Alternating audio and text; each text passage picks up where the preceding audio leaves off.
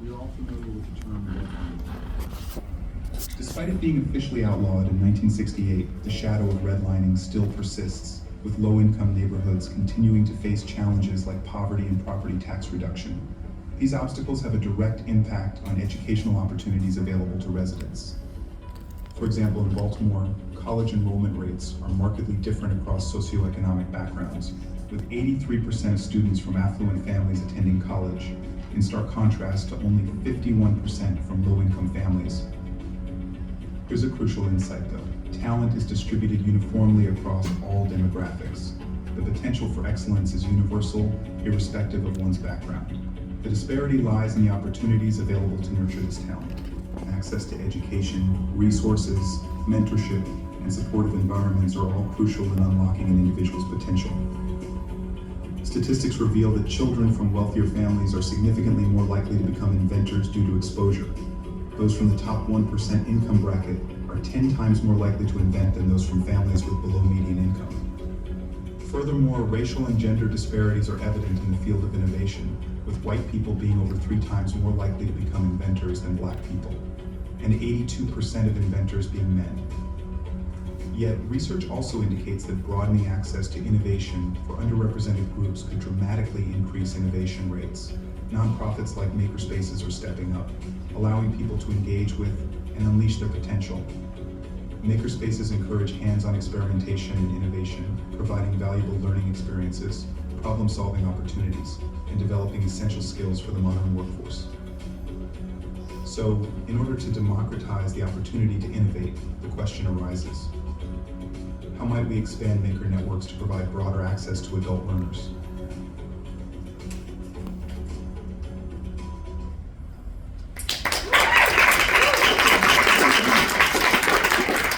Thank you for everybody that came out tonight. Your support really means the world to everyone here at MASD. Hello, my name is Sydney Howell. I'm a designer, researcher, and more importantly, a maker. Before I get started, I would like to acknowledge the privilege I hold as someone who has access to higher education and how it can inadvertently perpetuate inequalities within the educational system.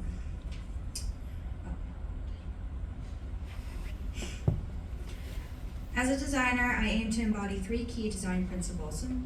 The universal right to learn and grow. I believe that everybody has the right to access learning opportunities. Redefining success by shifting focus from capital gain to personal growth, and by fostering community by encouraging any and all forms of collaboration. Welcome. Before we get into the meat and potatoes of my capstone, I wanted to tell you guys about somebody truly remarkable. He is not your typical straight-A student who aims for Ivy League schools, although I'm sure he could if he wanted to. His intelligence comes from curiosity. He has always had an innate desire to understand how things work, so he'd tinker, took things apart, put them back together, just to see what made him tick. And when his curiosity really kicked in, he'd create his own stuff. He's what I would like to call a maker. What made him even more impressive, though, was his kindness and willingness to share his knowledge with others, or with anyone who would listen, including myself. He had developed and continues to create his own Makers Network, where he shares his knowledge just simply out of his love for learning and sharing. This extraordinary individual's name is Chris Howell, but to me, he is simply Dad. Woo! In a world where the wealth gap between the top 10% and the rest of society is widening at an alarming rate, and low-income and underrepresented demographics often face limited access to education, resources, and opportunities to innovate, wouldn't we all benefit from networks like Chris's? Thankfully, Chris is not alone. There's a whole makers movement encompassing a growing community of individuals who actively participate in creative production and share their process and products with others. While it was not initially intended for education, educators swiftly recognized its potential to transform learning opportunities. Research suggests that individuals who engage in making learn through a variety of approaches, including hands-on experimentation, independent inquiry, and collaborative problem solving. Maker networks foster iterative learning, allowing individuals to test and redefine their ideas as they progress. At its heart, making empowers individuals to take charge of their learning and interests, encouraging them to engage critically with the world around them. It instills a mindset where people see themselves as someone more than capable of tinkering, hacking, and improving designs. Through making, individuals develop confidence, creativity, and a passion for fields like science, technology, engineering, arts, and mathematics, opening up endless possibilities. In these spaces, creativity and skill development flourish. So, how can we expand maker networks to provide broader access to adult learners? To better understand this question, I had the opportunity to engage in various networks like Baltimore Nodes, OpenWorks, Station North Tool Library, and Dent Education to gain a better understanding of what it is like to be a part of and, more importantly, learn from these networks. I did this by conducting surveys to understand people's experiences within these spaces. I asked them about their motivations for joining spaces, their learning methods, and how they share knowledge from others, or share knowledge to others. I also conducted one-on-one interviews with space leaders about their spaces and how they provide access to their community. Additionally, I interviewed new makers to understand their experiences joining networks. I organized group workshops to teach skills for collaborative quilting. This helped me understand the elements needed for a positive learning environment. And finally, I immersed myself in different maker spaces and classes to experience firsthand what is required to learn from and engage within these networks as a new maker. In my research, I identified several key themes, but 3 distinctly stood out to me. First being the lack of cohesion between networks. While individual networks thrive, there is often a disconnect and limited collaboration between them on a broader scale.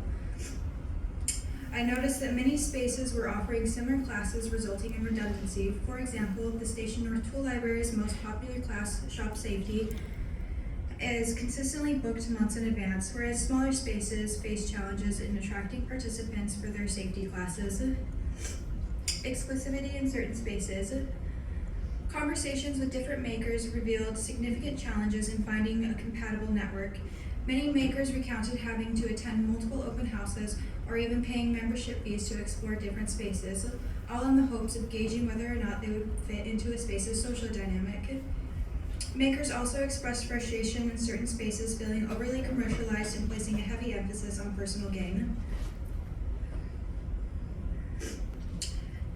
A desire for connection and sharing.